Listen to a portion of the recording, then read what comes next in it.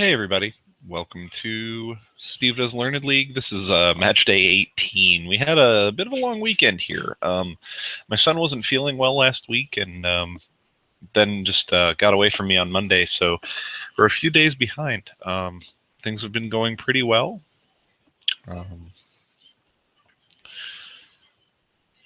I think I had a miss on match day 16.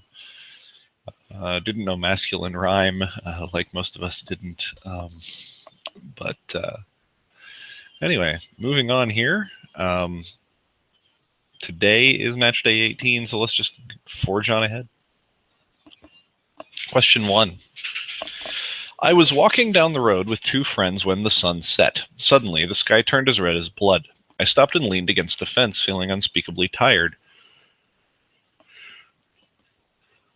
The word tired made me yawn. Tongues of fire and blood stretched over the bluish-black fjord. This is a partial description in the artist's own words of what 1893 painting. Okay. Well, how the heck am I supposed to know that, right? I have not actually ever heard this quote before, but it does say the word fjord in it. What I am supposed to do, I think, when I see a quote like that is assume that it was chosen for a reason, and the reason in this case is that fjord is Norwegian, and there's a famous Norwegian painting from about that time. I didn't know that it was definitely 1893, but that's The Scream by Edvard Munch. And yeah, I mean, you also get a sense, the background of that painting is very, kind of, of most versions of that painting is really kind of like that, kind of shiny and odd. Sunset kind of thing.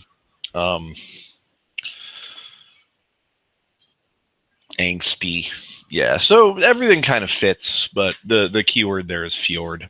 Question 2. Who was the lead vocalist of Motown Records' most successful music group of the 1960s? The singer in question left the group to pursue a solo career in January 1970.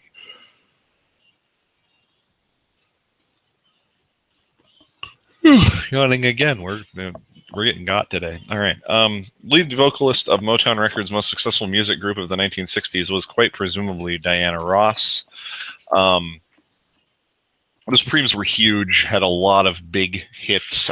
Most people consider them to be kind of the crown jewel of Motown, so to speak. And yeah, I know that Diana Ross did leave the Supremes to pursue a solo career, and January 1970 is very possible for when she did that, but I don't actually know that specifically. Yeah, Supremes were huge. Anyway, question 3. Since 2003, Kevin O'Connor has served as host for what PBS television show, which began on Boston station WGBH, hosted by Bob Vila? Okay. I haven't seen a Kevin O'Connor episode of this, but for some reason, I guess the fewer TV channels and the lack of just constant house-related programming, this stood out in the 80s and stuff. Bob Vila was the host of This Old House. I'm pretty sure he was. Definitely the pattern for Al Borland from Home Improvement. Hold on one second. Yes, Miles.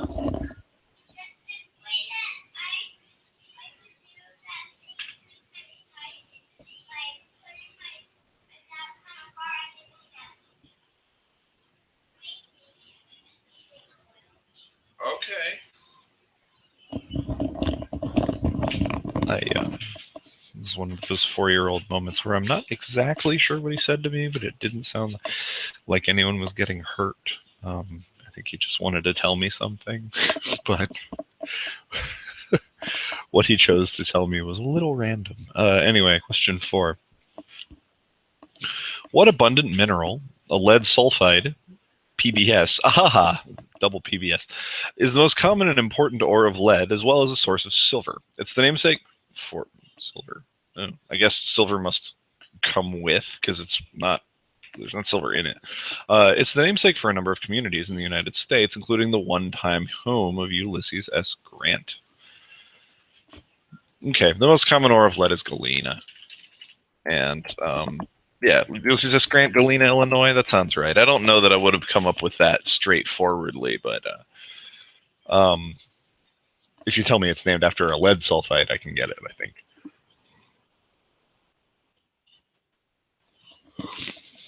North Sepulveda Boulevard, which runs north-south for 5 miles along the 405 in West Los Angeles, provides a link between two highly acclaimed films. What are those films? My immediate reaction is that he does not mean films, filming locations, but titles. I've been to LA a little. I think I've driven on Sepulveda some. This is like North Sepulveda, though, like way up there, because I think that Sepulveda is like straight for a while. I know that. But so my immediate reaction is Mulholland Drive, Sunset Boulevard. You got two highly acclaimed films. I know Mulholland is kind of like, yeah, up in the hills. I don't know. I don't know what all the terms are, but I'm pretty sure, yeah, Mulholland is like up there. And then Sunset would be a little further south. Certainly plausible to me. Those are also two highly acclaimed films named after LA streets. Possibly the best known of the two films like that. I'm happy with it. If it's wrong, I think it's a valiant effort. So, anyway, question 6. Aschenputtel, Dornroschen, Schneewittchen, Der Frischkönig, and Rotkäppchen are all popular today thanks to the work of what duo? Duo certainly calls out. I mean, I don't speak German, but now that I look at these, I think Der Frischkönig is Frog Prince. Schneewittchen is Snow White. So Grimm. There's yeah, that makes sense. Aschenputtel Cinderella, I think. Aschen, yeah. So yeah, I think the the key there is they're German and there's a duo and they're popular today. So yeah, that's certainly right. I feel pretty good about all these. 526 in art means there's a chance they could miss that. Pop music, yeah, there's a chance I could miss that. No idea how easy this old house is. Film 731. Okay, I think Galena, we'll have to say, is the hardest. I think most, I think that whole list of minerals is one of those things that you get to at some point in your trivia life, but for a lot of people who are, not necessarily going for hardcoreness, it's like extremely not. It's not particularly like fun or interesting to memorize minerals. So I think a lot of people kind of never bother to. I feel like people are going to pick up Brothers Grimm here. Put the 2 on the films because there's 2 films, and he didn't say the titles of 2 films, so people may get a little bit, All right. Yeah, so Victoria Gross is, I think improved a lot lately. I think she'll figure out the Brothers Grimm situation. I think she'll figure out the Scream from Fjord. I think she has a good chance to miss the films. I think she is. I know her to have been on a studying binge this past year, which makes me think it's Galena.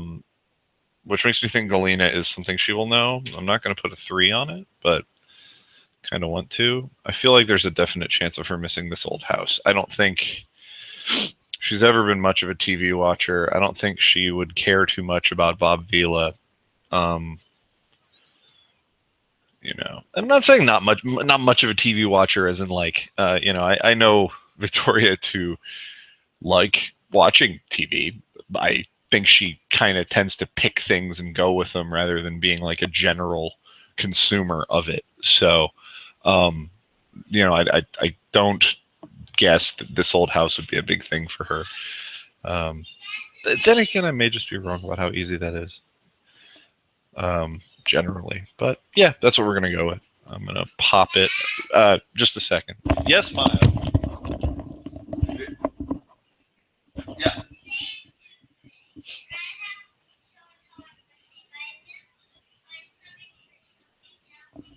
Well, mommy will have to help you tonight, or we can talk in a minute about it. Just a second, bud. Also, you get pizza today, so that's exciting. Anyway, pizza today at school. We've entered a new chapter in our existence. My kid is in school. Everything is going fine, but it is a weird thing because he hasn't been up till now. So anyway, yeah, let's pop it. See what we got. The Scream, yay. Diana Ross, yay. This Old House, yay. Galena, yay. Okay, good. It was these two.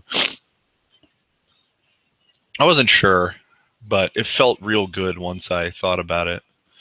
And the Brothers Grimm. Yeah, I mean, this could have been filming locations, but for some reason, it just seemed to fit.